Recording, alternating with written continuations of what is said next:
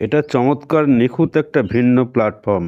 হে everybody, আমি আশা করি আপনি এখন ভালো শুনতে পাচ্ছেন। হ্যালো হ্যালো আপ ব্রাদার, সুস্বাগতম। ওয়ান্ডারফুল। সকালে আপনাকে দেখে খুব ভালো লাগছে ক্রিস। আসলে আমি একটু আগে থেকেই আপনাদের কথা শুনছিলাম। আপনাকে অনেক ধন্যবাদ। হ্যাঁ, আপনারা কি বিষয়ে যেন কথা বলতে যাচ্ছিলেন? ও, আমার মাথার চুল সম্পর্কে? হ্যাঁ, আমাদের সবার একটা হ্যাট সমস্যা আছে।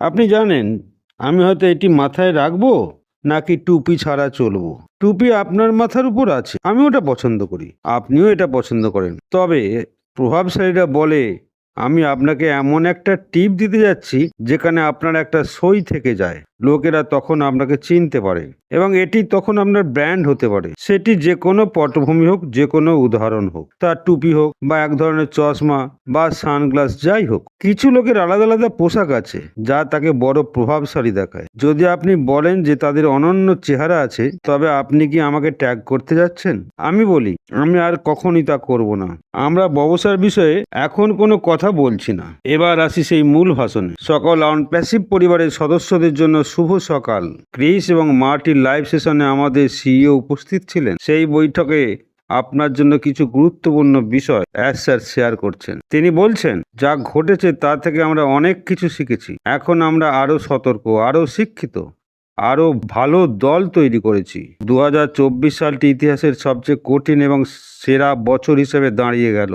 গুরুত্বপূর্ণ জিনিসটি আপনার জানা উচিত, যদি আমি মনে করি যে আমি কোম্পানি ছেড়ে চলে যাচ্ছি, বা যদি আমার মনে হয় কোম্পানি চালানো খুব কঠিন, আমি আপনাকে খুব সহজভাবে বলতে পারি, আমার হাতে এখন আর কিছুই নেই। বলতে পারেন, আমি এখানে একজন শিকার হয়ে গেছি, কিন্তু এখানে একটা ভালো জীবন। তবে আমি নাকি চলে যেতে পারি?